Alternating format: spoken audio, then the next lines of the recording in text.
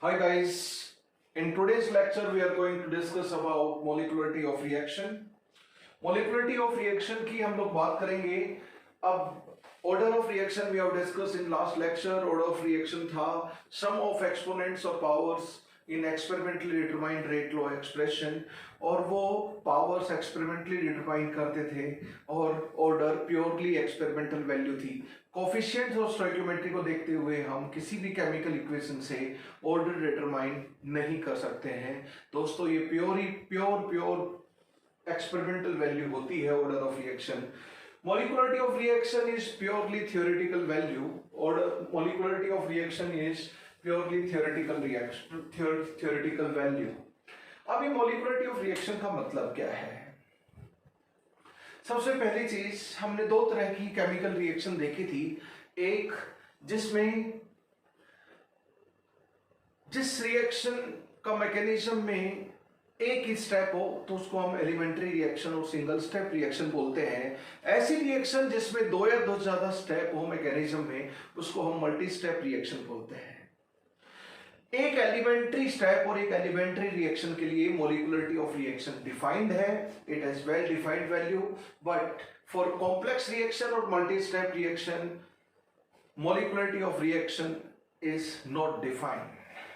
Molecularity of reaction is not defined. Molecularity multi step reaction में हर elementary step की, multi step reaction में 2 और मोर देन 2 एलिमेंट्री स्टेप्स होंगे. हर एलिमेंट्री स्टेप की मोलिकुलरिटी वेल डिफाइंड वैल्यू होगी. लेकिन ओवरऑल जो कॉम्प्लेक्स और मल्टी स्टेप रिएक्शन होगी, ओवरऑल मल्टी स्टेप रिएक्शन होगी, उसकी मोलिकुलरिटी डिफाइंड नहीं है. तो सबसे पहले एक नोट लिख लीजिए कि molecularity is defined for elementary reaction, but it is not meaningful for complex reaction. Molecularity is defined for elementary reaction. It is not defined for multi-step or complex reaction. Although in multi-step reaction जितने भी elementary step होंगे उन सब के लिए molecularity defined होगी, पर overall complex reaction, multi step reaction के लिए मोलिकुलरिटी डिफाइंड नहीं होगी. इसके भी दो पॉइंट ऑफ व्यू है.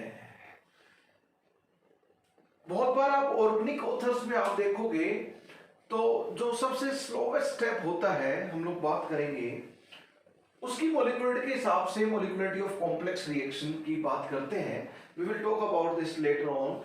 थोड़ा सा पॉइंट ऑफ व्यू डिफर करेगा वहां पर.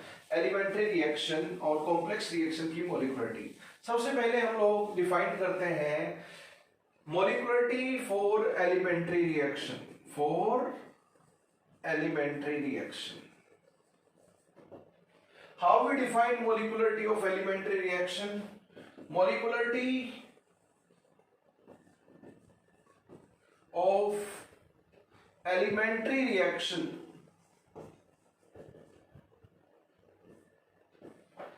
is defined as number of reactant molecules,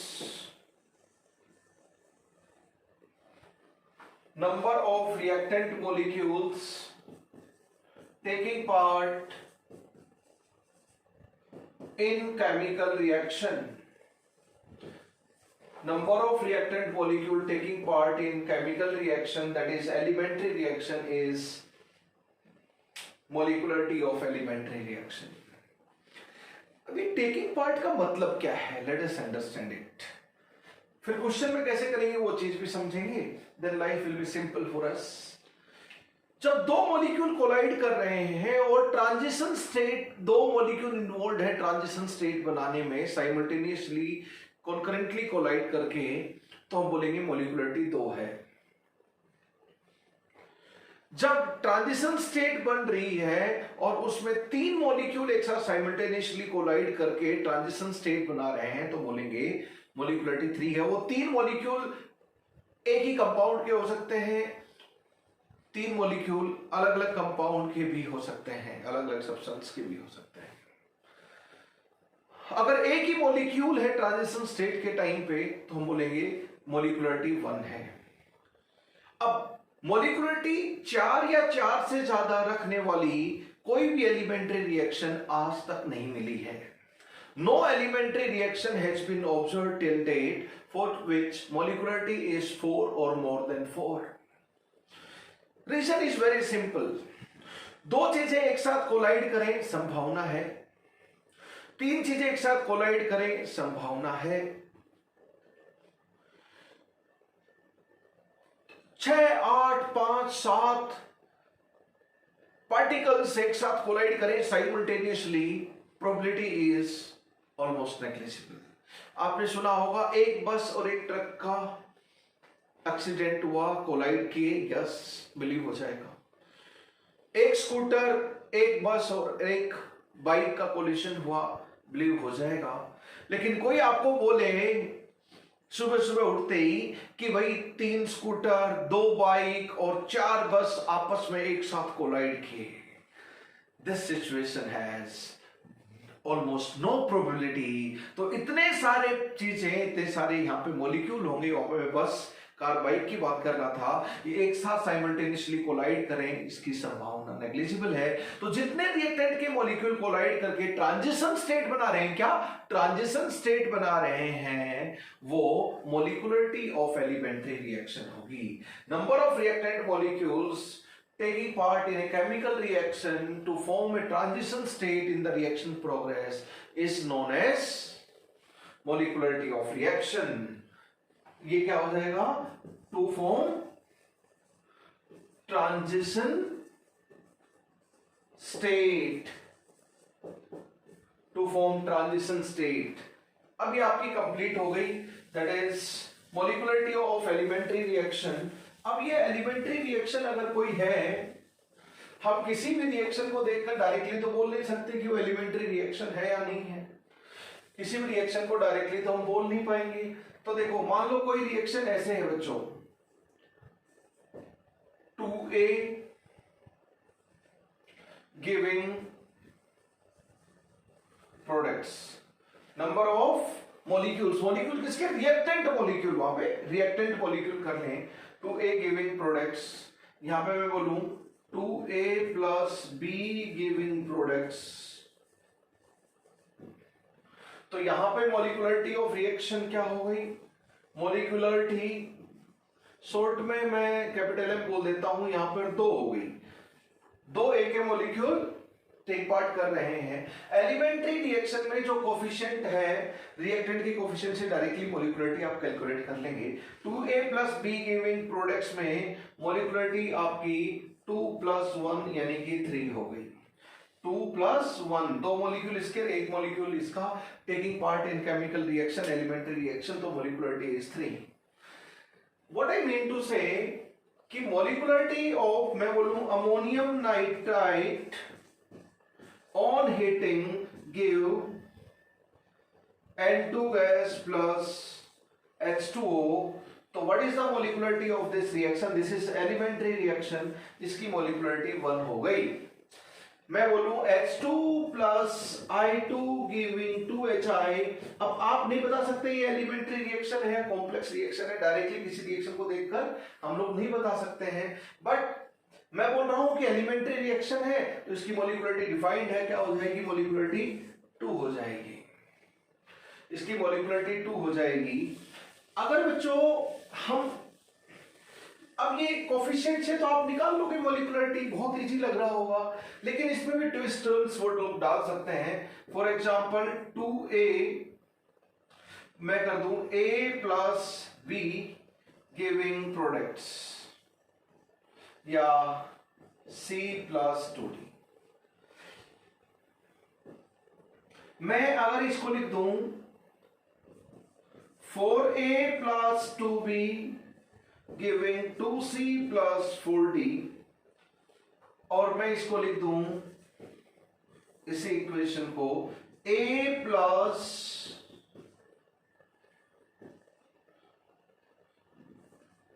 is equal to half C plus D। इस रिएक्शन की, ये इस रिएक्शन के कोफिशिएंट का समेशन हो जाएगा 3, तो 3 molecules are taking part in reaction. मान लीजिए एलिमेंट्री रिएक्शन है तो मोलिकुलरिटी 3 होगी।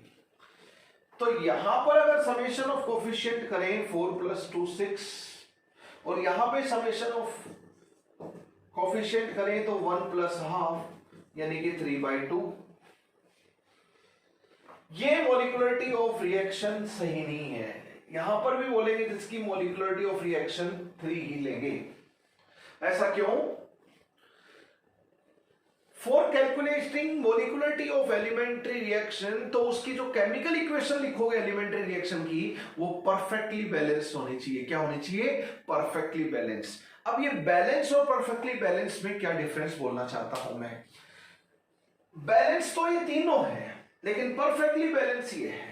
परफेक्टली बैलेंस मतलब कोफिशिएंट्स फ्रैक्शनल नहीं होने चाहिए, कोफिशिएंट्स फ्रैक्शनल नहीं होने चाहिए, और कोफिशिएंट्स में कुछ भी कॉमन नहीं आना चाहिए।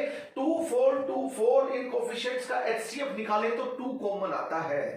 तो कोफिशिएंट्स में कुछ भी कॉमन नहीं होना चाहिए और कोफिशिएंट्स फ्रैक्शनल नहीं होने चाहिए, तब वो परफेक्टली बैलेंस एलिमेंट्री रिएक्शन की केमिकल इक्वेशन होगी, और परफेक्टली बैलेंस केमिकल इक्वेशन से ही मॉलिक्यूलरिटी ऑफ रिएक्शन निकालनी है। परफेक्टली बैलेंस केमिकल इक्वेशन से ही मॉलिक्यूलरिटी ऑफ रिएक्शन निकालनी है। परफेक्टली बैलेंस केमिकल इक्वेशन से ही मॉलिक्यूलरिटी ऑफ रिएक्शन निकालनी है।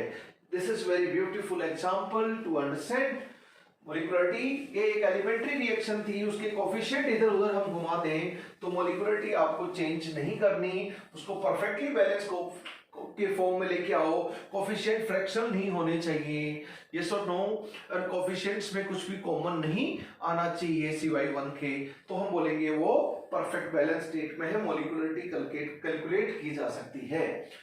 ओके, एलिमेंट्री रिएक्शन की मॉलिक्यूलरिटी हम लोगों ने डिफाइन की। ओके जी, अब ये एलिमेंट्री रिएक्शन की मॉलिक्यूलरिटी है। एलिमेंट्री रिएक्शन के बारे में, फॉर एलिमेंट्री रिएक्शन मैं एक इंपॉर्टेंट नोट लिख रहा हूं। Order of reaction is equal to stoichiometric coefficients of reactants. बहुत ही इंपॉर्टेंट पॉइंट है, यानी कि जो कोफिशिएंट्स होंगे balance chemical reaction, balance chemical equation of elementary reaction, वही कोफिशिएंट्स रेट लॉ में पावर चढ़ी हुई होंगी कॉन्सेंट्रेशन टर्म्स की। वही क्या होंगी? पावर चढ़ी हुई होंगी कॉन्सेंट्रेशन टर्म की। For example AA plus BB giving products, मैं बोल देता हूं CC plus DD। This is elementary reaction. ये हमें इंफॉर्मेशन है कि एलिमेंट्री रिएक्शन है। एलिमेंट्री रिएक्शन है तो रेट लॉ हमने कैसे लिखा था कि कॉन्सेंट्रेशन टर्म का multiplication raise to power A dash and B dash. Generalize हमने ऐसा लिखा था, लेकिन यहां पे A dash is equal to A and B dash is equal to B। Reactants के जो कोफिशिएंट्स हैं वही क्या हो जाएंगे? पावर्स हो जाएंगे। और जो पावर्स हैं यहाँ पे पावर्स का समेशन कर दें तो ऑर्डर कितना आ जाएगा? A प्लस B, और मोलिकुलरिटी भी कितनी है? A plus B। Order of reaction is equal to stoichiometric coefficient of reaction, that is order of elementary reaction is equal to molecularity of elementary reaction. Order of elementary reaction is equal to molecularity of elementary reaction. तो इसकी molecularity कितनी हो गई? A plus B। इसकी molecularity कितनी हो गई? A plus B। Elementary reaction है और इसका ऑर्डर कितना हो गया? A plus B। तो एलिमेंट्री रिएक्शन के लिए बच्चों, एलिमेंट्री रिएक्शन के लिए जो कोफिशिएंट्स हो परफेक्टली बैलेंस केमिकल इक्वेशन में, वही आप रेट लॉ एक्सप्रेशन में रिएक्टेंट्स की कॉन्सेंट्रेशन टर्म की पावर बना दें, एक्सपोनेंट्स बना दें। तो order of reaction is equal to order of reaction is equal to molecularity of reaction for elementary reaction. आप हरदम इसको लेकर चले। हालांकि हम ऐसा भी केस देखेंगे जब ऑर्डर ऑफ रिएक्शन और molecularity of reaction for elementary reaction same नहीं भी हो सकती। We will see the cases, लेकिन ऑब्जेक्टिव ऑप्शंस में आए कि order of reaction is equal to molecularity of reaction for elementary reaction. किसी एलिमेंट्री रिएक्शन के लिए order of reaction is equal to molecularity of reaction, तो you will take as true, right? You will take it as true for objective questions. आप इस तरह सोचें तो ज्यादा सही है। अगर किसी केमिकल रिएक्शन के लिए order of reaction and molecularity of reaction equal है तो वो रिएक्शन एलिमेंट्री रिएक्शन है। अगर किसी केमिकल रिएक्शन के लिए order of reaction is equal to molecularity of reaction है, अब देखो यहां पर अगर हम देखें लो मास एक्शन का एक्सप्रेशन आ जाएगा R is equal to k A की पावर ए बी की पावर बी, एंड रेट लो का एक्सप्रेशन क्या आ जाएगा R is equal to k A की power A dash and B की power B dash. A dash B dash को A B ले लें तो रेट लो और लो ऑफ मास एक्शन, दो लो की हम लोग बात करते हैं। Law of mass action we have studied in chemical equilibrium chapter, and rate law is experimentally determined and we study in chemical kinetics. तो expression, mathematical expression of rate law and mathematical expression of law mass action are same for elementary reaction because order of elementary reaction is same as molecularity of elementary reaction. Okay दोस्तों, हमने order और molecularity, तो दोस्तों जब भी elementary reaction की बात हो तो उसके जो कोफिशिएंट्स हो उन्हीं को आप रेट लो इक्वेशन में पावर बना दें। Important point. Molecularity of elementary reaction is equal to order of elementary reaction. Good guys, very good. हम लोग आगे बढ़ते हैं धीमे धीमे, होले होले। मोलिकुलरिटी ऑफ एलिमेंट्री रिएक्शन हम लोगों ने डिफाइन की। अब हम मोलिकुलरिटी ऑफ कॉम्प्लेक्स रिएक्शन की तरफ चलते हैं। एक कॉम्प्लेक्स रिएक्शन में 2 और मोर देन 2 एलिमेंट्री स्टेप्स होंगे। मल्टी स्टेप रिएक्शन है कॉम्प्लेक्स रिएक्शन। तो अब हम बात करते हैं कुछ important points for multi step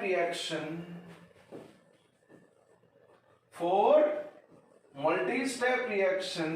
या फिर हम बोलते हैं कॉम्प्लेक्स रिएक्शन, या फिर हम बोलेंगे कॉम्प्लिकेटेड और सीक्वेंशियल रिएक्शन। कॉम्प्लिकेटेड और सीक्वेंशियल रिएक्शन, जैसे मैं बोलूं 2A plus B giving C plus 2D, यहां हो गया C plus E giving 2F and 2F plus 3G giving 2H plus J। ये किसी 2F प्लस G ले लीजिए ना। ये स्टेप 1 हो गया किसी रिएक्शन का, ये स्टेप 2 हो गया, और ये स्टेप 3 हो गया किसी कॉम्प्लेक्स रिएक्शन का। जस्ट हमने ऐसे ही कॉन्सेप्ट समझने के लिए ले लिया। ये स्टेप 1 है, स्टेप 2 है, स्टेप 3 है। कोई स्टेप रिवर्सिबल भी हो सकता है, कोई स्टेप सिर्फ वन डायरेक्शन में भी हो सकता है, ओनली इन फॉरवर्ड डायरेक्शन। वो केसेस अराइज हो सकते हैं। इसका रेट कांस्टेंट K1 बोल देता हूं, इस स्टेप का रेट कांस्टेंट K2 और इस स्टेप का रेट कांस्टेंट K3 बोल देता हूं। Step 1, step 2, step 3। अगर देखो यहां पे C प्रोड्यूस हुआ और नेक्स्ट स्टेप में, स्टेप 2 में C कंज्यूम हो गया, तो C इंटरमीडिएट है। वो केमिकल स्पीसीज जो इंटरमीडिएटली बन रहा हो एक स्टेप में और दूसरे स्टेप में कंज्यूम हो जा रहा हो, उसको रिएक्शन इंटरमीडिएट बोलते हैं। क्या बोलते हैं? तो C यहां प्रोड्यूस हुआ और यहां पर C कंज्यूम हो गया, तो एक स्टेप में प्रोडक्ट और अगले एलिमेंट्री स्टेप में वो रिएक्टेंट का काम करे, उस इंटरमीडिएट केमिकल स्पीसीज को हम रिएक्शन इंटरमीडिएट बोलते हैं। बताओ और रिएक्शन इंटरमीडिएट कौन सा है दोस्तों? ये F यहां पे प्रोड्यूस हुआ और यहां पे F कंज्यूम हो गया, तो हम बोलेंगे C and F are intermediates. अगर हम जो इंटरमीडिएट हमका कोफिशिएंट 1 और 1 है, ठीक है, यहां पे भी 2 है F का, जो इंटरमीडिएट से हमका कोफिशिएंट बराबर कर लो और अब तीनों इक्वेशन को ऐड करो। C खेलने चला गया, 2F खेलने चला गया, तो नेट रिएक्शन क्या आ गया इधर? 2A plus B plus E plus G giving 2D plus 2H plus J। ये आ गई आपकी कॉम्प्लेक्स रिएक्शन, ये आ गई आपकी कॉम्प्लेक्स रिएक्शन। तो जो ओवरऑल कॉम्प्लेक्स रिएक्शन है उसमें इंटरमीडिएट C एंड F दिखाई नहीं दे रहे हैं, वहां पे C एंड F दिखाई नहीं दे रहे हैं। तो ओवरऑल कॉम्प्लेक्स रिएक्शन में रिएक्टेंट दिखाई देते हैं, प्रोडक्ट दिखाई देते हैं, लेकिन इंटरमीडिएट दिखाई नहीं देते हैं। अब मैं बोलूं ये 3 तो एलिमेंट्री स्टेप है और ये एक कॉम्प्लेक्स रिएक्शन है। इसी कॉम्प्लेक्स रिएक्शन को हम बोलेंगे 3 स्टेप रिएक्शन है, मल्टी स्टेप रिएक्शन है, कॉम्प्लेक्स रिएक्शन है। अब इसका रेट हम लोग ले लेते हैं R1 है, इसका रेट हम लोग ले लेते हैं R2 है, इसका रेट हम लोग ले लेते हैं R3 है। कुछ तो वैल्यू होगी इनके रेट की। अब मैं सबसे पहले बोलूंगा what is the molecularity of 1, 2, 3 and 4 reactions. In 4 reaction की मोलिकुलरिटी क्या है? यह हर स्टेप एलिमेंट्री स्टेप और एलिमेंट्री स्टेप की मोलिकुलरिटी डिफाइन होती है। तो बताओ what is the molecularity? Perfectly balanced chemical situation में तो है ही सारी इक्वेशन, तो 2 + 1 3 बिंदास। What is the molecularity of second elementary step? 2। What is the molecularity of third? 3। What is the molecularity of this? Does not make sense. Molecularity of complex reaction is not defined. ये complex reaction है, इसकी कोई molecularity पूछ ले तो आप क्या बोलोगे ऑब्जेक्टिव क्वेश्चन में? Molecularity of complex reaction is not defined. Molecularity of complex reaction is not defined. Every individual step is elementary step in complex reaction. So every individual step has well-defined value of molecularity. But overall complex reaction, multi-step reaction, does not have meaningful value of molecularity. Meaningful value of molecularity नहीं होती। अब बोलो इस step की molecularity 3 है, इसकी 2 है, इसकी 1 है, किसी की फिर 2 है, तो ओवरऑल रिएक्शन की क्या बोले? 3 बोले, 2 बोले, 1 बोले, क्या बोले? तो कुछ मत बोलो, यानी कि molecularity of complex reaction is not defined. अच्छा, जो स्टेटमेंट मैंने अभी बोला कि molecularity of complex reaction is not defined, there are some authors, especially authors of organic chemistry, which beg to differ from the point I have just quoted. कुछ organic authors आपको ऐसे बोलेंगे, you will study from reference books,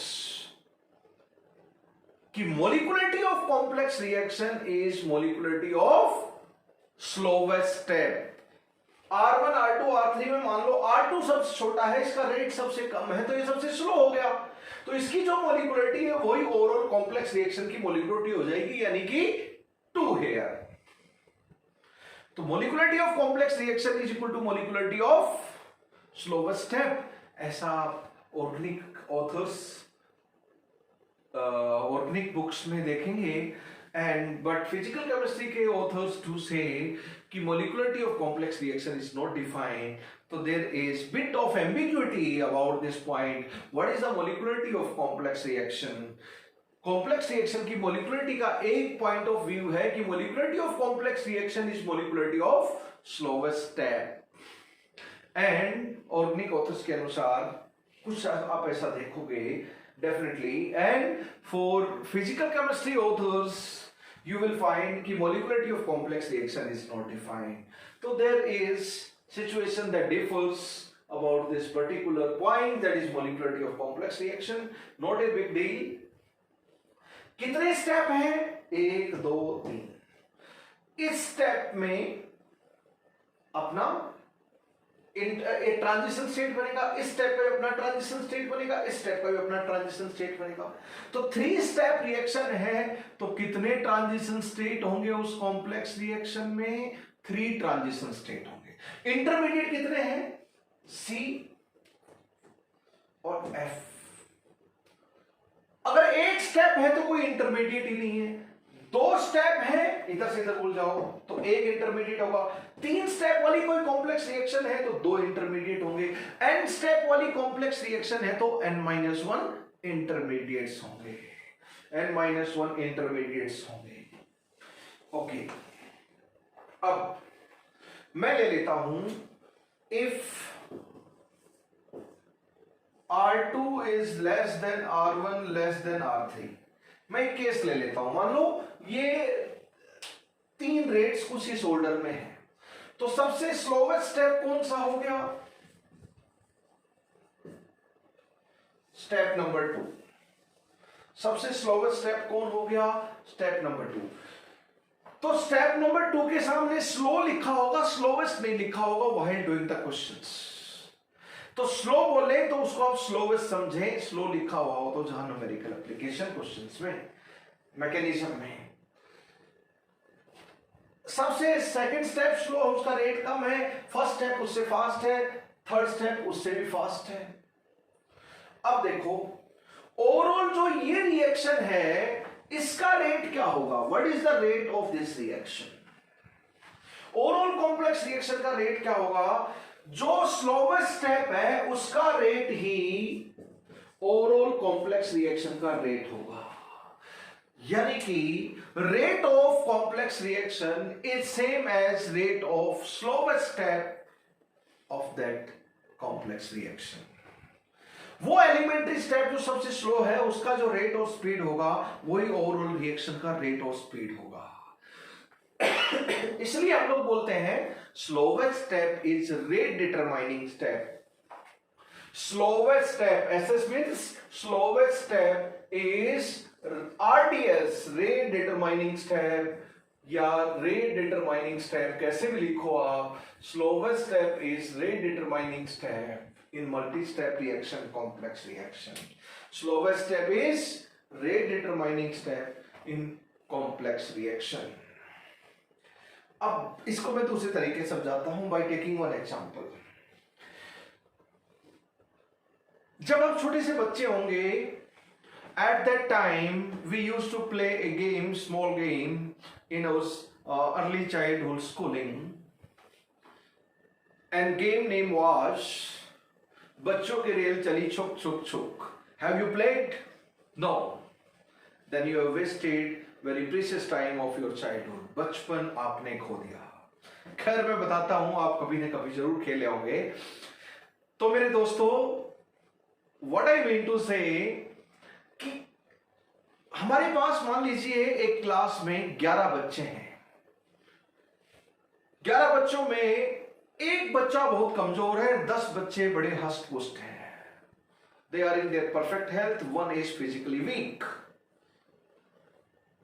जो physically weak है वो 2 metre पर second से ज्यादा कभी नहीं दौड़ सकता, लेकिन बाकी सब 3 मीटर, 4 मीटर, 5 मीटर पर सेकंड दौड़ सकते हैं। मान लीजिए 5 मीटर पर सेकंड सारे बच्चे दौड़ सकते हैं, एक बच्चा 2 मीटर पर सेकंड से ज्यादा नहीं दौड़ सकता।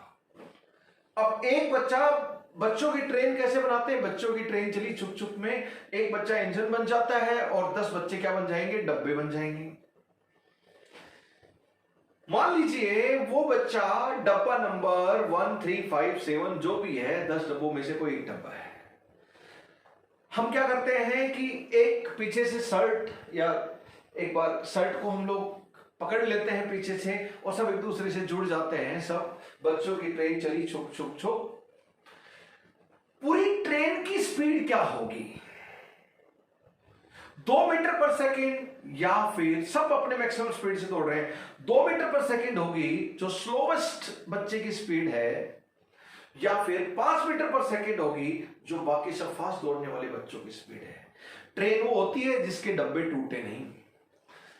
सो दोस्तों, पूरी ट्रेन 2 मीटर पर सेकेंड से ही दौड़ेगी, 5 मीटर पर सेकेंड से नहीं दौड़ेगी, अगर दो स्पीड हम मान्य रखें तो जो स्पीड ऑफ स्लोवेस्ट पर्सन है, स्पीड ऑफ स्लोवेस्ट चाइल्ड है, that is speed of overall train of children. So what is, जो स्टेप सबसे स्लो है उसका जो रेट है, उसकी जो स्पीड है, उसकी जो वेलोसिटी है, वही overall multi step that is बच्चों की ट्रेन की स्पीड है। तो रेट और speed of slowest guy is equal to rate और स्पीड ऑफ द कंप्लीट बच्चों की ट्रेन। दैट मीन्स ये अलग अलग स्टेप है और ये ओवरऑल कॉम्प्लेक्स रिएक्शन है। इसमें जो स्टेप सबसे स्लो होगा उसी का ही जो रेट होगा वही ओवरऑल कॉम्प्लेक्स रिएक्शन का रेट होगा। We have taken a beautiful example. You understood why it is. So slowest step is rate determining step. Slowest step is RDS. पूरी organic reaction में mechanism में हम RDS की बात करते रहेंगे। Rate determining step. Slowest step is rate determining step. तो एक पॉइंट तो आया मॉलिक्यूलरिटी के बारे में, दूसरा slowest step is rate determining step. अब slowest step rate determining step है, तो सबसे पहले जब भी आपको स्लो स्टेप यानी कि आरडीएस दे रखा हो, तो आप सबसे पहले रेट इक्वेशन किससे लिखेंगे, रेट लॉ की इक्वेशन किससे लिखने की कोशिश करेंगे, जो स्लोवेस्ट स्टेप है, क्योंकि slowest step is rate determining step. So in initial stage rate law equation we try to write from that elementary step which is slowest in multi-step reaction. Slowest step is rate determining step. तो सबसे पहले rate law equation किससे लिखोगे जब भी जरूरत पड़ेगी, elementary step जो सबसे स्लो है, क्योंकि rate determining step slowest step होता है, तो स्लोवेस्ट स्टेप से रेट लॉ इक्वेशन लिखोगे क्योंकि वो रेट डिटरमाइनिंग स्टेप है। Slowest step is rate determining step.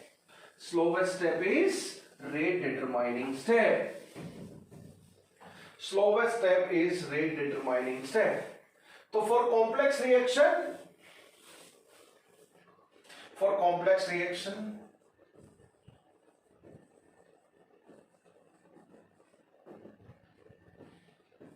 first point, molecularity is defined for elementary steps but not defined for complex reaction. And second point is slowest step is rate determining step, RDS. So initial rate equation is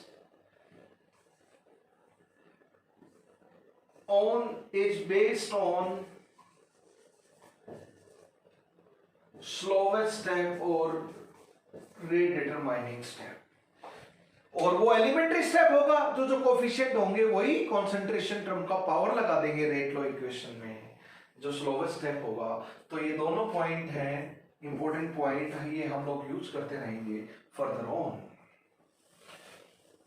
तो molecularity हमने elementary reaction की define की, complex reaction में molecularity की हम लोगों ने बात की, और कॉम्प्लेक्स रिएक्शन के लिए एक और पॉइंट है, third point, for n step reaction यानी कि complex reaction, first point, number of transition states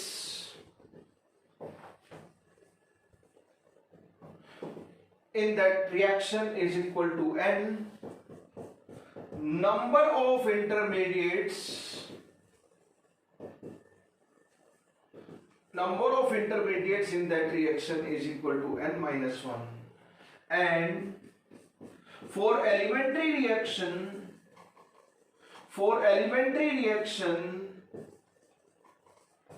no intermediate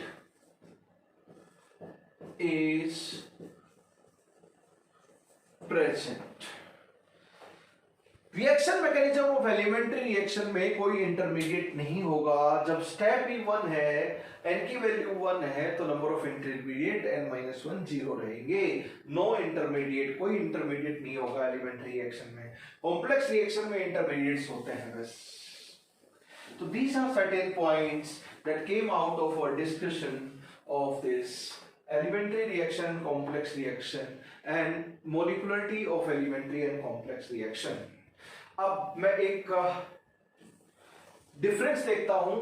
topic डालो, differences between order of reaction and molecularity of reaction. Differences between order of reaction and molecularity of reaction. Differences between order and molecularity. Write down topic, differences between order and molecularity. Differences between order and molecularity. Differences between order and molecularity. देखो बच्चों, हम order और molecularity में difference देखें तो let us write down complete. यहां पे हम लोग लिखते हैं मॉलिक्यूलरिटी ऑफ रिएक्शन और यहां पर हम बोलते हैं order of reaction. First difference, क्या क्या डिफरेंस हमने देखे वही लिख लेते हैं हम लोग। देखो क्या क्या difference. Molecularity purely theoretical value है, डायरेक्टली एलिमेंट्री रिएक्शन के परफेक्टली बैलेंस एलिमेंट्री रिएक्शन के रिएक्टेंट के कोफिशिएंट के समेशन से आ जाती है।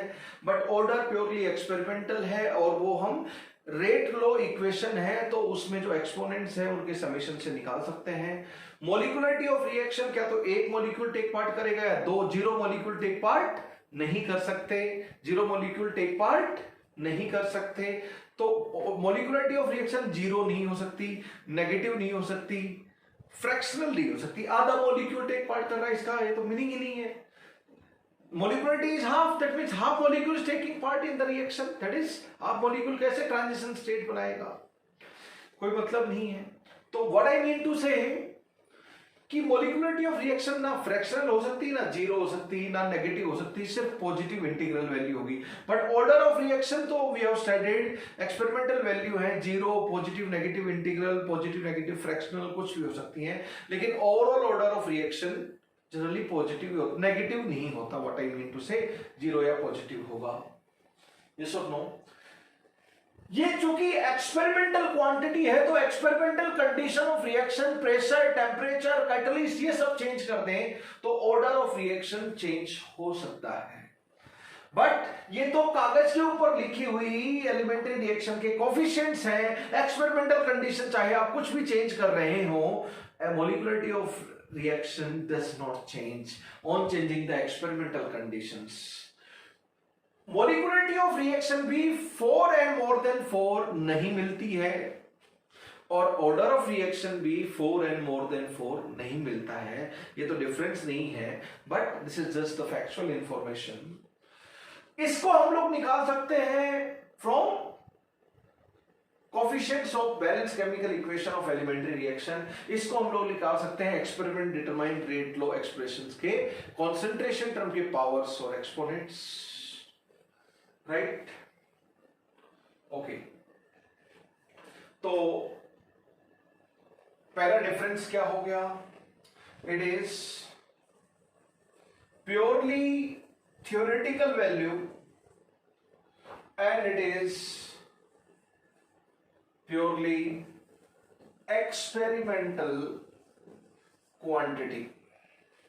फर्स्ट डिफरेंस ये हो गया। Second,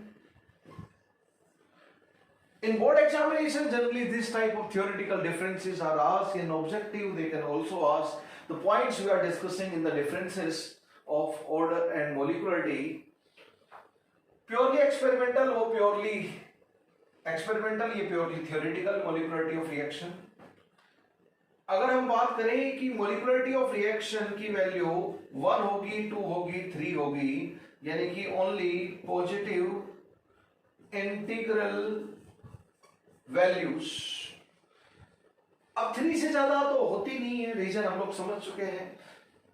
4, 7 molecule, 4 molecule, 5 molecule, 7 molecule, 20 molecule एक साथ साइमल्टेनियस कोलाइड करके ट्रांजिशन स्टेट बनाने की प्रोबेबिलिटी निल है. तो यहां पर ऑर्डर ऑफ रिएक्शन की अगर हम बात करें तो ऑर्डर ऑफ रिएक्शन आपका positive negative integral value, positive negative fractional value, even it can be 0. But overall order अगर हम देखें, ओवरऑल ऑर्डर तो वो नेगेटिव नहीं मिलता है. ओवरऑल ऑर्डर नेगेटिव नहीं मिलता है. इंडिविजुअल रिएक्टेंट की जो पावर्स हैं पॉजिटिव, नेगेटिव, 0, फ्रैक्शनल कुछ भी हो सकती है. तो मैं इंडिविजुअल ऑर्डर की बात कर रहा था. Third difference, molecularity of reaction determined it is for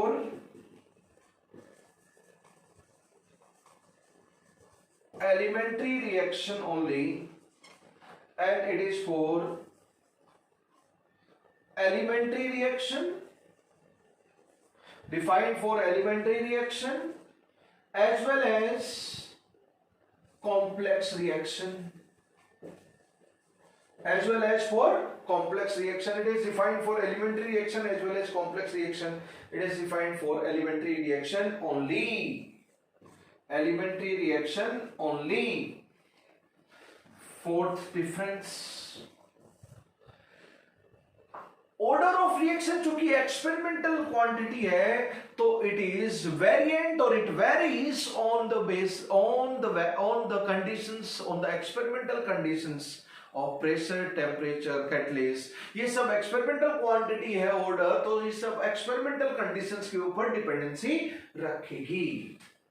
तो fourth experiment, it varies, ये important point है, it varies with variation in experimental conditions like pressure, temperature, concentration, catalyst, etc. But it is invariant, यानी कि no change on changing the experimental conditions like pressure, temperature, concentration, catalyst. ये invariant है, ये change नहीं होगी, but वो change होगी. कैसे चेंज होगी that we will see. Molecularity की वैल्यू 4 या greater than 4 is very very rare and overall order की रिएक्शन भी 4 और greater than 4 is very very rare. या लिख लो आप, बिल्कुल रिजेक्ट मत करो. Very very rare, this is also very very rare. अब डिफरेंसेस लिखने हैं तो दोनों की डेफिनेशन भी लिख दो. Order of reaction is defined as some of powers of concentration terms in experimentally determined rate law expression. Molecularity of elementary reaction is sum of coefficients of reactants in perfectly balanced chemical equation of elementary reaction. ऐसे आप define कर सकते हो. yes or no? It is calculated from coefficients of perfectly balanced chemical equation of elementary reaction. It is calculated from powers of concentration term in experiment and rate to expression. ये सारे differences आप लोग देख सकते हो. All these differences are there. मैं कुछ इसके एग्जांपल लेता हूं कि ऑर्डर ऑफ रिएक्शन कैसे चेंज हो सकता है on changing experimental conditions of pressure change कर दें सेम रिएक्शन के लिए ऑर्डर डिफर कर जाएगा, टेम्परेचर चेंज कर दें सेम रिएक्शन के लिए ऑर्डर डिफर कर जाएगा, कंसंट्रेशन बहुत कम से बहुत ज्यादा काफी चेंज कर दें, थोड़ा बहुत इन कंडीशन चेंज करने पर चेंज नहीं होगी, लेकिन ओवरऑल ये कंडीशन अगर हम चेंज कर दें तो ऑर्डर ऑफ रिएक्शन चेंज हो जाता है। मैं बोलता हूं ये कंडीशन चेंज करते हैं तो पूरा मैकेनिज्म ही चेंज हो जाता है। जब mechanism of reaction he change हो जाता है एक्सपेरिमेंटल कंडीशन पे तो ऑर्डर ऑफ रिएक्शन भी चेंज हो जाएगा। Order of reaction will also change. मैं कुछ एग्जांपल्स लेता हूं आपके लिए किसके कि order of reaction varies on variation of experimental conditions like pressure, like temperature, like concentration, like catalyst. इसके जस्ट मैं एग्जांपल लेता हूं कुछ। फॉर एग्जांपल साइक्लोप्रोपेन गैसियस होती है आपकी, इसका आइसोमराइजेशन करवा दें हम प्रोपीन में। क्या है ये? Isomerization. Isomerization. If this reaction is carried out high pressure and if this reaction is carried out at low pressure, same reaction है, high pressure पे करवाई तो order of reaction experimentally मिला first, और जो low pressure के ऊपर करवाई तो order of reaction मिला 2। साइक्लोप्रोपेन गैस का बहुत हाई प्रेशर रखें और बहुत लो प्रेशर रखें तो ऑर्डर चेंज हो जाता है। हाई प्रेशर के ऊपर फर्स्ट ऑर्डर रिएक्शन इसकी होती है एंड लो प्रेशर के ऊपर सेकंड ऑर्डर होता है for the same isomerization reaction. तो प्रेशर चेंज करने पर ऑर्डर ऑफ रिएक्शन चेंज हो गया। This is just the example. अगर मैं एक और एग्जांपल लूं, next example, that is decomposition of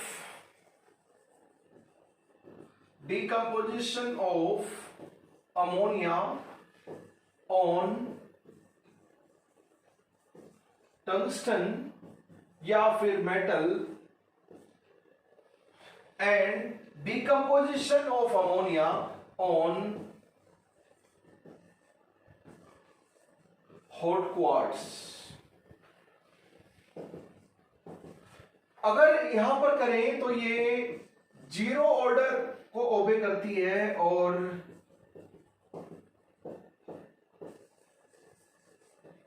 अगर इसको हम हॉट क्वार्ट्ज के ऊपर अमोनिया गैस को डिकम्पोज करें, हॉट क्वार्ट्ज रखते हुए, कैटलिस्ट अलग अलग है, metallic catalyst and hot quartz है, तो order of reaction zero order and first order हो गई for decomposition of ammonia. Decomposition of ammonia means NH3 decompose होगा, उसके एलिमेंट में N2NH2 बैलेंस करोगे तो आप ऐसे भी देख सकते हो। तो यहां पर क्वार्ट्ज ले उससे डिकम्पोजिशन करवाएं या टंगस्टन करवाएं तो first order and zero order kinetics को ये डिकम्पोजिशन ऑफ अमोनिया रिएक्शन ओबे करती है। तो अलग अलग कैटलिस्ट ले लिया तो ऑर्डर ऑफ रिएक्शन अलग अलग हो गया। अब मैं एक थर्ड एग्जांपल ले लेता हूं student of this. Let me take third example बच्चों। थर्ड एग्जांपल मैं ले लेता हूं इसका। थर्ड एग्जांपल इज ये जो रिएक्शन है decomposition of ammonia 2NH3 N2 plus 3H2।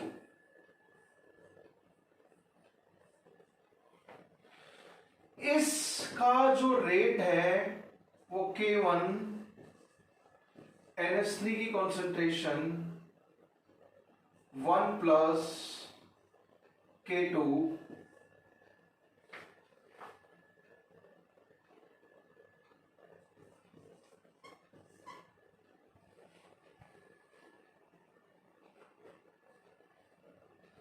NH3 की कॉन्सेंट्रेशन, ये जनरलाइज रेट लो। देखो ये जो हमने रेट लो की इक्वेशन देखी थी, अगर मैं इससे बोलूं कि बताओ भाई what is the order of the reaction, इस रिएक्शन का ऑर्डर बताओ, और ये रेट लो इक्वेशन दे दिया आपको। ठीक है, ये रेट लो इक्वेशन है, रेट लो एक्सप्रेशन है, पर इससे हम ऑर्डर नहीं निकाल सकते। ऑर्डर कैसे निकाल रहे थे? कंसंट्रेशन टर्म की पावर्स का समेशन। कब? जब कंसंट्रेशन टर्म मल्टीप्लाई हो रही थी। या तो ये सेम इधर भी है इधर भी है, कौन सी पावर ले? तो ऑर्डर ऑफ रिएक्शन यहां से नहीं निकाल सकते हैं from this, and rate constant of reaction भी नहीं बता सकते यहां से तो मैप करके, क्योंकि जनरलाइज जो express r is equal to k A की पावर ए बी की पावर बी और ए और बी रिएक्टेंट है, ए की पावर ए डैश बी की power B dash multiplied by के इज इक्वल टू आर, उस फॉर्मेट में आएगी तो ही कंपेयर करेंगे हम लोग, तो ही मैप करेंगे और value of rate constant order निकाल सकते हैं, इस फॉर्मेट में नहीं निकाल सकते। इसमें मैं दो कंडीशन ले लेता हूं, मैं आपसे पूछता हूं जैसे एक न्यूमेरिकल की फॉर्म में what is order of this reaction decomposition of ammonia if first part concentration of NH3 is very high and B part concentration of NH3 अगर हम रिएक्शन में very low ले लें तो बताओ, वेरी लो ले ले तो हम बताओ, मैं मैथमेटिकली इस चीज को कंसंट्रेशन को मैं सी बोल देता हूं, ठीक है, तो इसका मतलब सी बहुत बड़ी वैल्यू है सी, इसका मैथमेटिकली मतलब क्या हो गया सी टेंड्स टू इंफिनिटी, और इसका मैथमेटिकल मतलब हो गया C tends to zero, zero नहीं है टेंड्स टू जीरो है, इंफिनिटी नहीं है टेंड्स टू इंफिनिटी है, mathematically the meaning of the same language is written there. अब ये चीज आ गई आपकी तो आप निकाल सकते हो बड़े प्यार से, क्या है आपका rate R is equal to K1C1 plus K2C, मैं केस ए लेता हूं when C tends to infinity, बताओ C tends to infinity implies 1 by C tends to 0, तो अगर मैं इसी को ऊपर और नीचे दोनों तरफ C से डिवाइड कर दूं तो K1 1 by C plus K2 1 by C tends to 0, तो ये क्या आ जाएगा बच्चों R is equal to K1 by K2, बताओ R क्या है आपका K1 by K2, R is equal to K1 by K2 को मैं क्या ऐसे भी लिख सकता हूं द सेम थिंग, यस, तो यहां से रेट कांस्टेंट क्या आ गया K1 by K2, कंपेयर करो, एंड ऑर्डर ऑफ रिएक्शन क्या आ गया ऑर्डर ऑफ रिएक्शन, तो डीकंपोजिशन ऑफ अमोनिया का ऑर्डर ऑफ रिएक्शन क्या आ गया zero order when concentration is very high, when concentration is very high. अगर मैं कंसंट्रेशन वेरी लो ले लूं, कंसंट्रेशन या फिर मैथमेटिकली देखो, आप लोग जानते हैं मैथमेटिकली a x की पावर n b x की power n minus 1 c x की power n minus 2, polynomial equation ऊपर है a x की पावर a डैश x की power n b dash x की power n minus 1 c dash x की power n minus 2, और ये कोई y है, बताओ जब x टेंड्स टू इंफिनिटी हो तो इसकी वैल्यू डायरेक्टली क्या लिख देते हो आप a बाई a डैश, जो हाईएस्ट पावर है x की n और n उसका कोफिशिएंट ऊपर भी ले लो नीचे भी ले लो, ऐसी डायरेक्टली ट्रिक आप मैथमेटिक्स में पढ़ते हो डायरेक्टली करने के लिए, हालांकि मेथड तो यही है, x टेंड्स टू इंफिनिटी मतलब 1 by x tends to 0, numerator में भी x की पावर n से डिवाइड कर देते हो और डिनोमिनेटर में भी x की पावर n से डिवाइड कर सकते हो, you understood, it is more mathematics and less chemistry, सारा मैथमेटिकल गेम है इसमें और कुछ नहीं है, बट मैं इससे एक मैसेज देना चाहता हूं, और मैसेज ये देना चाहता हूं कि सेम रिएक्शन के लिए कंसंट्रेशन हम ड्रास्टिकली चेंज कर दें तो ऑर्डर ऑफ रिएक्शन चेंज हो जाता है। Order of reaction depends on experimental conditions of pressure, temperature, concentration, catalyst, blah blah blah. बस उस चीज को समझाने के लिए I am using some mathematical smaller mathematical tools. तो बच्चों ये हो गया आपका जीरो ऑर्डर, हो गया आपका डायरेक्टली वो कर सकते हो आप, ये ट्रिक लगा सकते हो, मैथमेटिक्स वाले बच्चे जानते होंगे। For students of biology subject that is medical they might be finding it, but उनके लिए मैंने ये सिंपल तरीका बता दिया, ये लिमिट का तरीका होता है, बार बार यूज करते हैं। बी पार्ट जब C टेंड्स टू 0 है। अब C टेंड्स टू 0 है, मान लीजिए 10⁻⁻20 मोलर है, तो ये क्या हो गया 10⁻20 मोलर, K2 तो नॉर्मल सी वैल्यू ले लो, तो ये 1 है, ये 10⁻20 10⁻18, तो 1 प्लस 10⁻20 माइनस 10 कितनी भी छोटी ले सकते हैं हम लोग, तो 1 प्लस 10⁻20 इज 1। तो क्या लिख सकते हैं इसको हम, 1 plus K2C is equal to 1 when C tends to 0। तो R क्या हो गया K1C, यानी कि R क्या हो गया K1C, क्या है कॉन्सेंट्रेशन ऑफ अमोनिया। तो यहां से क्या बोल सकते हैं, रेट कांस्टेंट इस बार क्या आ गया K, सिंपल फॉर्मेट में आ गया, और ऑर्डर ऑफ रिएक्शन क्या आ गया इस बार, ऑर्डर ऑफ रिएक्शन 1 आ गया। तो ऑर्डर ऑफ रिएक्शन कितना हो गया 1, हेंस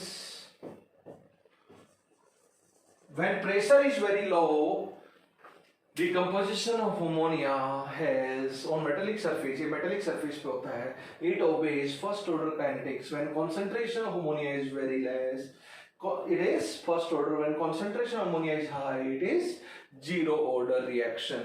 तो order of reaction varies on variation of pressure, temperature, concentration, catalyst, etc. different experimental condition को चेंज करें तो experimental quantity order of reaction change हो सकता है दोस्तों। order of reaction तो क्या है, पूरा मैकेनिज्म ही चेंज हो जाता है, और मैकेनिज्म ऑफ रिएक्शन चेंज हो जाएगा तो order of reaction चेंज हो जाएगा, right, order of reaction change हो जाएगा। Fine,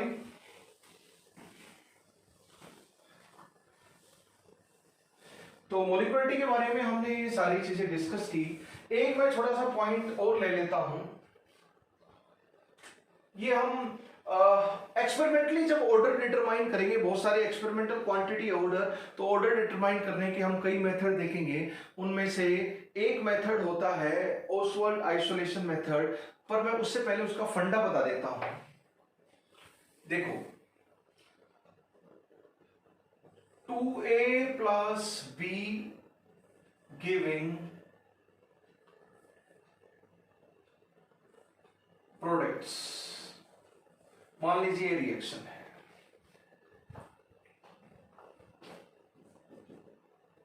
T is equal to 0 पे अगर इसके हम 4 मोल लेते हैं और इसके हम 5 मोल लेते हैं, यानी कि आसपास लेते हैं, यानी कि कॉन्सेंट्रेशन 0.4 मोलर लेते हैं और इसकी कॉन्सेंट्रेशन 0.5 मोलर लेते हैं, प्रोडक्ट स्टार्टिंग में 0, ये मोलर कॉन्सेंट्रेशन है। 0.4 मोलर और 0.5 मोलर ए और बी की कॉन्सेंट्रेशन हम लोग ले लेते हैं फॉर एग्जाम्पल।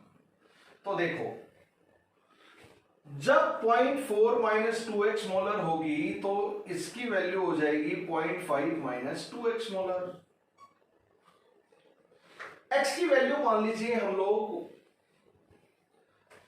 0.1 ले लेते हैं, तो ये 0.4 मोलर का 50% 0.2 मोलर चला गया, और 0.5 मोलर में से 0.2 मोलर चला गया, ये 2 है और ये x है, सॉरी x की वैल्यू हम 0.1 मोलर ले लेते हैं, तो यहाँ 0.2 मोलर गया और यहाँ पे 0.1 मोलर, पर फिर भी दोनों आसपास बच गए। यानी कि जब कंसंट्रेशन हम किसी भी रिएक्टेंट की बहुत ज्यादा डिफरेंस में नहीं रखते, आसपास रखते हैं, तो सबकी कंसंट्रेशन जो चेंज हुई वो भी सिग्निफिकेंटली चेंज हुई, और change in concentration is significant. लेकिन अगर मैं किसी एक रिएक्टेंट को एक्सेस में ले लूं, तो उसकी कंसंट्रेशन बाकी सब रिएक्टेंट के कंपैरिजन एक रिएक्टेंट को बहुत ज्यादा ले लेता हूं। जैसे मैं बोलता हूं ये 10⁻7 मोल्स हैं, ये 10⁻7 मोल्स हैं, और ये आपका 2 मोल है, तो B is taken in access in comparison of A। कहां राजा भोज, कहां गंगू तेली, कहां 1 करोड़, 10⁻7 मीन्स 1 करोड़, कहां 1 करोड़ और कहां 2 रुपए। मान लीजिए आपके पास 1 करोड़ रुपए हो और मान लीजिए 2 रुपए हो, 2 रुपए रहेंगे तो आप ठन गोपाल, कछु नहीं होने वाला, एक टाइम का खाना भी नहीं खा सकते हम लोग, आजकल तो टॉफी भी महंगी आने लग गई है, तो 2 टॉफी लो 1-1 रुपए की और जीवन बसर करो, और 1 करोड़ रुपए है, तो मोजा ही मोजा जी। 10⁻7 के सामने 2 नेग्लिजिबल है। अब मैं पैसे की बात क्यों कर रहा था, बिकॉज उसमें इंसान को ज्यादा अच्छा समझ में आता है। तो 10⁻7 2 के कंपैरिजन में एक्सेस में है, you can understand it easily. मान लीजिए बच्चों t is equal to T पे इसके 2x मोल जाएंगे तो इसके x मोल जाएंगे, तो ये मान लीजिए x की वैल्यू 0.5 है, तो ये 0.5 मतलब इसका कितना चेंज हो गया, ये कितना रह गया बाद में 1 मोल रह गया बाद में टोटल, ये कुल मिलाकर। और ये 10⁻7 माइनस 0.5 ये अभी भी 10⁻7 ही है। 1 करोड़ में से 0.5 रुपीज चले गए तो ऑलमोस्ट 1 करोड़ ही है हमारे पास।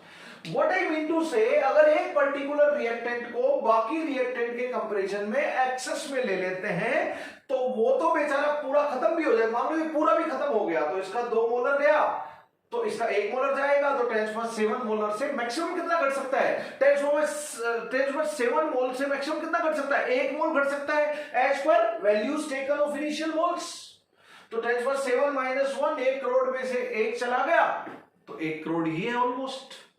तो 1 करोड़ ही था, 1 करोड़ ही है, तो उसका तो अमाउंट क्या रह गया, कांस्टेंट हो गया, क्योंकि वो बहुत ज्यादा में है दूसरे के कंपैरिजन में। तो दोस्तों मैं क्या बोलना चाहता हूं, if a particular reactant is taken in access in comparison of all other reactants, it's amount, it's concentration, it's moles don't change with reaction progress. Reaction आगे बढ़ेगी पर उसका अमाउंट बाकी सबके कंपैरिजन में एक्सेस में है, तो उसकी कंसंट्रेशन ऑलमोस्ट कांस्टेंट रहेगी और कैलकुलेशन के लिए परफेक्टली कांस्टेंट लेकर चलोगे आप।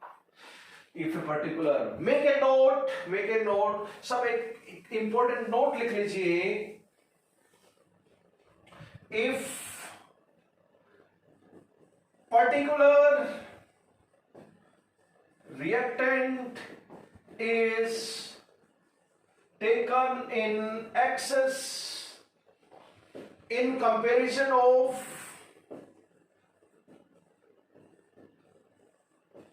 other reactants, then its concentration is constant throughout the reaction।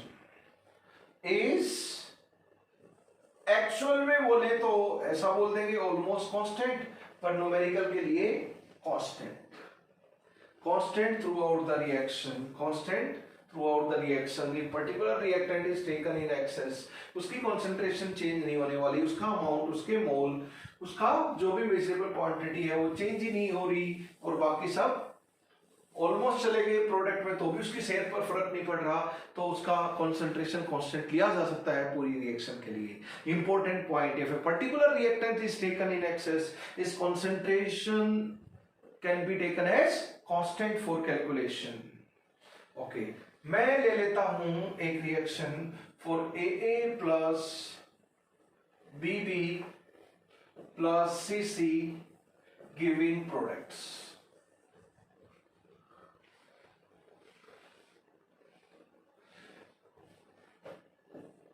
इसका रेट क्या हो जाएगा, K,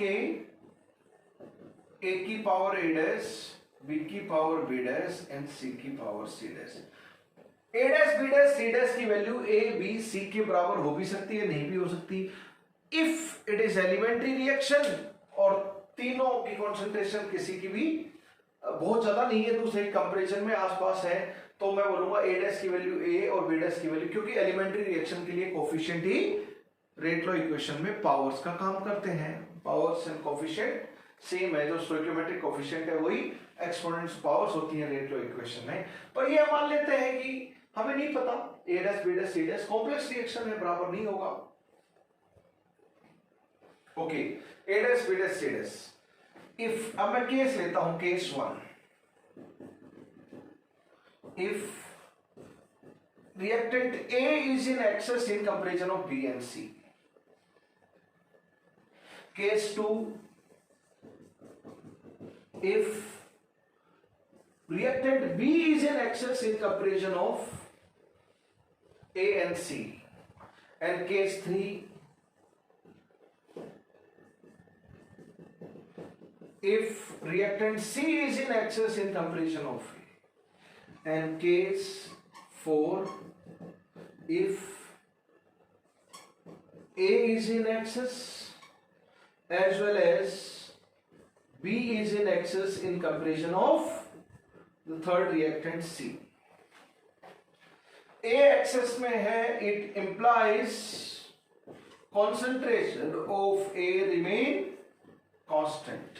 If B is in excess, it implies concentration of B can be taken as constant for calculation.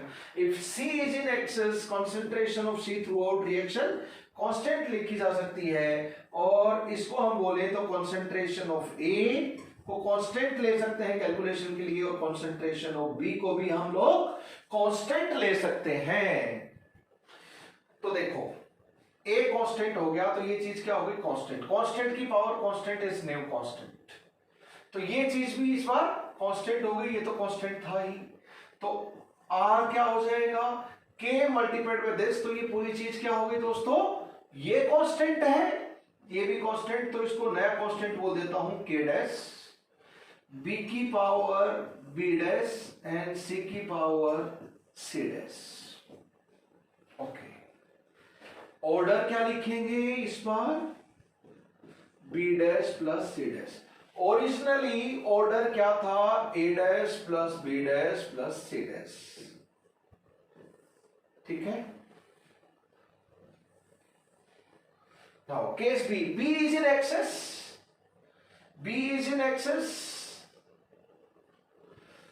तो ये भी कांस्टेंट हो गया और ये भी कांस्टेंट है, तो क्या हो जाएगा constant multiplied by constant is new constant, say K double dash, this constant multiplied by के is new constant that is K double dash, इसको हम स्यूडो कांस्टेंट बोल देते हैं, तो ये क्या हो जाएगा a की power a dash and c की पावर c डैश। तो इस बार ऑर्डर क्या आ गया बच्चों, a dash plus c dash. अगर C इज इन एक्सेस है तो इस बार C कांस्टेंट हो गया और K कांस्टेंट, तो this constant multiply constant is new constant, से K ट्रिपल डैश, वो क्या हो जाएगा A की power A dash and B की पावर B डैश। ओके, अब हम बात करें ए बी एक्सेस में, बी बी एक्सेस में, तो क्या ए एक्सेस में है तो ये कांस्टेंट, बी एक्सेस में है तो ये कांस्टेंट, तो ये पूरी चीज क्या हो गई इस बार कांस्टेंट हो गई। हम बोल देंगे के स्टार, तो क्या हो गया सी की पावर सी डैश। तो यहां पे ऑर्डर कितना दिखाई दे रहा है बच्चों, अब ए डैश प्लस बी डैश, यहां पे ऑर्डर क्या दिखाई दे रहा है आपको, सी डैश। अब ऑर्डर में डिफरेंस देख सकते हैं, जो भी रिएक्टेंट एक्सेस में ले लिया उसके रिस्पेक्ट में ओवरऑल ऑर्डर ऑफ रिएक्शन में कंट्रीब्यूशन जीरो है। बताओ ए एक्सेस में है तो ए डैश तो आया ही नहीं, तो ए डैश की जगह आप A dash plus B dash plus C था तो यहां जीरो पुट कर देंगे उसकी जगह, ए डैश की जगह। अगर बी एक्सेस में है तो बी का ऑर्डर बी डैश था, बी डैश तो आया ही नहीं, तो बी डैश की जगह पर जीरो हो गया। इफेक्टिवली न्यूमेरिकली देखें तो ए और बी दोनों एक्सेस में है तो ए डैश बी डैश तो आया ही नहीं। व्हाट आई मीन टू से, अगर कोई पर्टिकुलर रिएक्टेंट एक्सेस में ले लेते हैं तो उसकी कॉन्सेंट्रेशन कांस्टेंट रहती है throughout the reaction, and what I mean to say कि ओवरऑल ऑर्डर ऑफ रिएक्शन में उसका कंट्रीब्यूशन नहीं रहता, उसका कंट्रीब्यूशन नल रहता है, जीरो रहता है।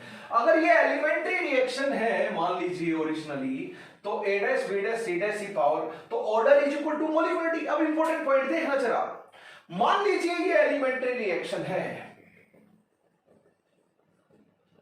एलिमेंट्री रिएक्शन,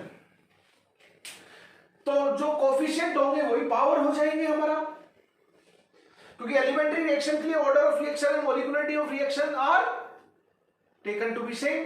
तो हमने ले लिया a' b' कोफिशिएंट है, वही पावर ले लिया, order is equal to molecularity. a excess में थी तो देखो a एक्सेस में तो ऑर्डर b' हो गया, और मॉलिक्यूलरिटी तो वही है। मॉलिक्यूलरिटी क्या है इसकी?